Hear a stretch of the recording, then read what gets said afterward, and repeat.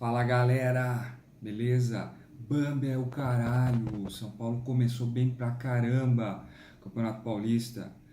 Aposto que quem foi ver o jogo, né, quem ficou lá no Pacaembu, naquela fila que parece que muita gente não conseguiu entrar, entrou só no final do primeiro tempo, já começou a achar que o São Paulo ia ser a mesma coisa dos anos anteriores. E eu mesmo estava assistindo o jogo e fiquei preocupado.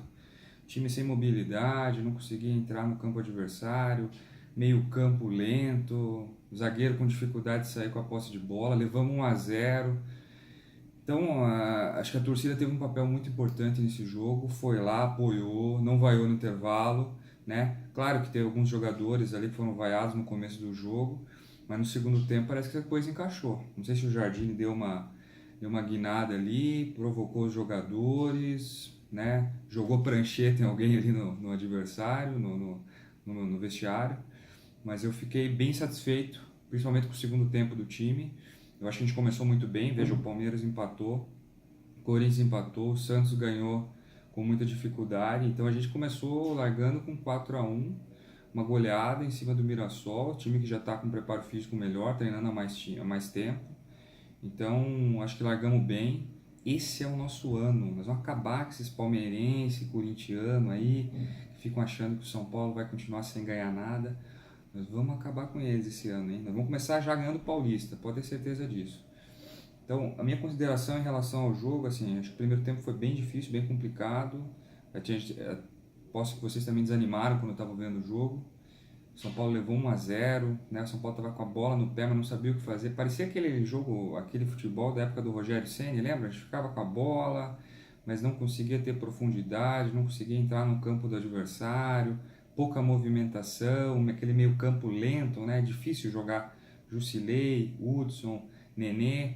E os laterais nossos não são mais aqueles laterais garotos, né? Que voam, que estão no ataque toda hora. O Reinaldo ainda vai mais, o Bruno Pérez já é um jogador, na minha opinião, que já está com uma idade avançada para lateral, não tem mais aquela velocidade, aquele vigor físico, e atrás nunca foi aquelas coisas. Então, um jogador limitado, mas que, claro, pode evoluir.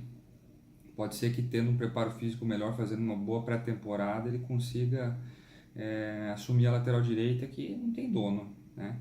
Então a torcida até vaiou um pouco o Bruno Pérez no começo do jogo, no primeiro tempo, mas depois no segundo tempo ele começou a fazer algumas jogadas interessantes ali pelo lado direito. Claro que o Mirassol não é um grande parâmetro, né? Mas a gente já teve estreias, né, no Campeonato Paulista contra times piores ainda que esse Mirassol, e jogando muito pior, com dificuldade, sem criar nada, sem convencer. Acho que o segundo tempo do São Paulo foi muito bom. Acho que é isso que o Jardim está implantando, essa nova filosofia. Vamos apostar nisso, né? O São Paulo, aquele São Paulo do Raí, do Miller, 92, 93, era um time ofensivo. O São Paulo não tem essa característica de ficar atrás, de ser um time reativo. Nosso padrão de jogo, a nossa história mostra isso. É um time sofisticado, que gosta de jogar com a bola, que ganha muitos jogos de goleada, que vai para cima do adversário. Quem não lembra daquele time 92, 93, 94, né? Então acho que a gente tem que voltar a essa nossa raiz. São Paulo está bem, agora tem que dar força para o Jardim, tem que manter esse padrão, mesmo que você tenha uma queda no Campeonato Paulista, na Copa do Brasil, né? O que a gente tem que fazer é ter um padrão de jogo diferente, né? O São Paulo é esse futebol ofensivo que a gente viu, tá? Uma coisa só que eu acho que vai ser difícil encaixar nesse time é o meio campo tão lento, né? Com Jusilei, 30 anos, Hudson 30, o Nenê com 37 ou o Hernanes com 33.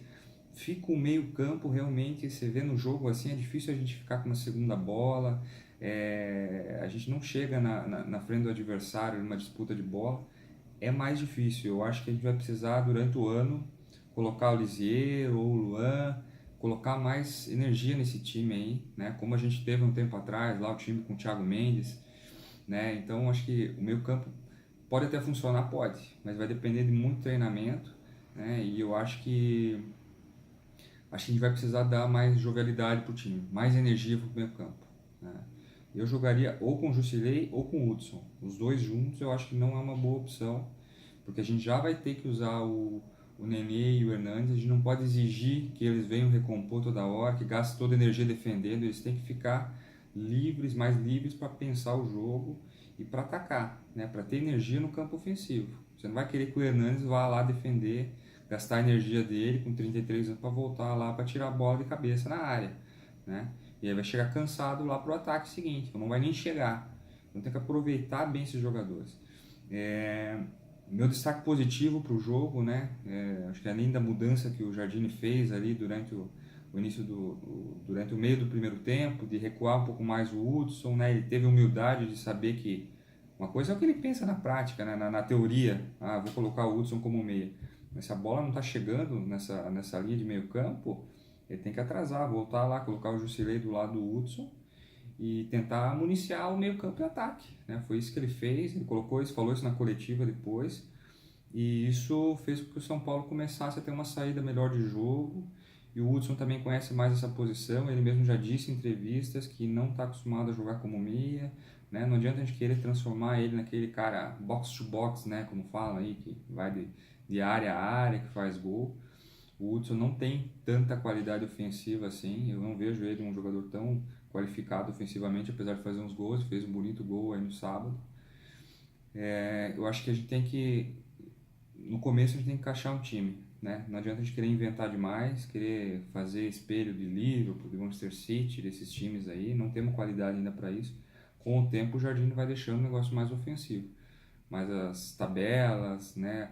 As jogadas de ataque, ofensivas, triangulações foram muito boas. Me deixou bem animado porque vem aí no decorrer do campeonato, no decorrer do ano.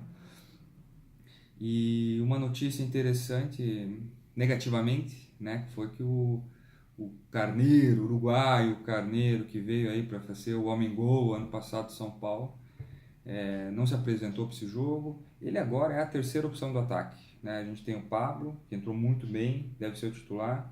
Diego Souza, que todos falam que voltou gordo das férias, né? Então, nada mais justo que ir para o banco. E ele seria a terceira opção. A gente não pode ir para uma Libertadores só com dois atacantes, Pablo e Diego Souza, ainda mais sendo que os dois, o Pablo tem histórico de ter lesões, o Diego Souza tem essa dificuldade de entrar em forma, já é um jogador veterano, já estava com dor na panturrilha, já está sendo preservado. Então, assim, temos que ter um terceiro atacante cascudo, porque não dá para colocar o Brenner um jogo de Libertadores contra o River Plate no Monumental de Nunes. Imagina, o Pablo está suspenso e o Diego Souza machuca. Quem que vai jogar lá de centroavante? Então a gente tem que pensar nisso. Já liberamos o Trellis para o Inter. Então tem que ter um terceiro atacante aí que a gente possa colocar em jogo cascudo. Não é o caso do Brenner ainda, né? Estão falando que o Gabriel Novaes pode subir do sub-20 da Copinha. Também não é jogador para encarar uma Libertadores, tá? Então acho que tem que sentar com o Carneiro. Amigão, você veio para o São Paulo, você estava machucado, você é um jogador de vidro, você vive se machucando, estava com um problema no pubis há não sei quantos meses, te recuperamos, pagamos 3 milhões aí no teu passe, uma parte do teu passe. Você teve a oportunidade de jogar no passado, né? Então assim, você vai ter chance, tem que demonstrar no treino, campeão. O São Paulo, você quer fazer o que nem fez o jogador lá do Cruzeiro, lá, o Arrascaeta, que saiu pela porta dos fundos aí, fugiu de Belo Horizonte. Quer fazer que nem o Bruno Henrique dos Santos aí? Sumir e forçar uma negociação para sair do time, para ter mais chance no futebol uruguaio? Cara, você tem que fazer. Vai lá ouvir os conselhos do Lugano. Vai lá, humildade. Você está em terceiro, quarto na linha do atacante. Vai ter chance durante o ano. Então tem que correr atrás. Eu acho que temos que manter o Carneiro. Botar ele na parede, mostrar quem que manda no São Paulo. Deixar uns dias treinando aí, se for o caso até em separado, mas não podemos ficar só com dois atacantes para Libertadores. Libertadores e Brasileiro e Paulista, né? E essa porrada de jogo que a gente vai ter aí. E eu acho que uma coisa legal também que eu vi bem durante o jogo ali, o Hernanes, né, foi no estádio, ele foi lá no vestiário. Cara, esse é o jogador fundamental que a gente devia ter contratado. Gastamos 13 milhões, 14 milhões. O Raí sabe que ele fez cagada de não ter investido no Hernanes quando acabou o contrato dele. Poderia ter feito uma proposta, paga até mais do que ele pagou hoje. Ano passado a gente estaria com um jogador. Me diz uma coisa, quem é o jogador hoje do São Paulo, identificado, torcedor do São Paulo e de elevado nível técnico, assim, um ídolo, que pode voltar para o São Paulo, vestir a camisa e elevar o patamar do time. Não tem outro jogador além do Hernanes. Pode fazer uma pesquisa aí, que outro jogador é esse? Não tem. E o cara quer voltar para São Paulo, quis voltar para São Paulo, está em ótima fase ainda. É um jogador, assim, uma liderança, né? Técnica, liderança fora de campo. É o capitão do time, o Hudson já entregou a abraçadeira para ele. Então a gente tem que aproveitar isso aí. Agora a gente foi muito inteligente, tem que investir nesses caras. Você acha que o Hernanes vai sair de graça da China, quando tá ganhando 2, 3 milhões por mês? Claro que nós vamos ter que pagar pelo menos 1 milhão de salário para ele. Claro que a gente vai ter que ressarcir o time chinês lá, pagamos 13, 15 milhões. Mas a gente vai ter um resultado dentro de campo que a gente não teria com outro jogador, né? Chega, o São Paulo não pode ficar trazendo jogador de Corinthians. Você já viu um jogador, ex-jogador do Corinthians dar certo São Paulo? Raríssimos casos. Eu lembro aqui do Leandro Giannichini, que jogou muito pouco no Corinthians, né? Jogou muito bem no São Paulo, foi ídolo, campeão. E outros jogadores que a gente traz, dos Gambá, esses ex-Gambá, não funcionam para o São Paulo, né? É jogador que não dá certo. Então não adianta ficar trazendo jogador mais. A gente tem que trazer jogador do Goiás, jogador do Uruguai, jogador de times que a gente sabe. A gente traz jogador do Botafogo, nunca funciona. Do Corinthians, esses Gabá são tudo vagabundo. Não serve para nada. Não vingam no São Paulo. Então tem que aproveitar a nossa base. Tem que trazer jogadores de times que a gente já sabe que vêm e funcionam bem, como o do Goiás. Sempre trouxe ótimos jogadores lá do Goiás, sempre detonaram, mandaram muito bem. Então, estou muito empolgado com esse ano, principalmente com a volta do Hernanes, o Profeta. Quem viu a entrevista coletiva dele viu que ele está com gás, ele está com uma energia, ele tá indignado com esse negócio de não ganhar título de São Paulo há 10 anos. Ele é São Paulino, porra. Ele conta a história dele ali, já contou várias vezes. A gente quase perdeu o Hernanes no começo da carreira, não sei se vocês sabem, mas o São Paulo estava emprestando ele para o Santo André, para outros times ali. Ia dispensar ou ia passar ele para frente, e ele foi lá, quis jogar no São Paulo, quis uma oportunidade, quis ficar treinando uma pré-temporada, aí o Muricy viu ele e tal, e aí encaixou, daí começou a dar oportunidade.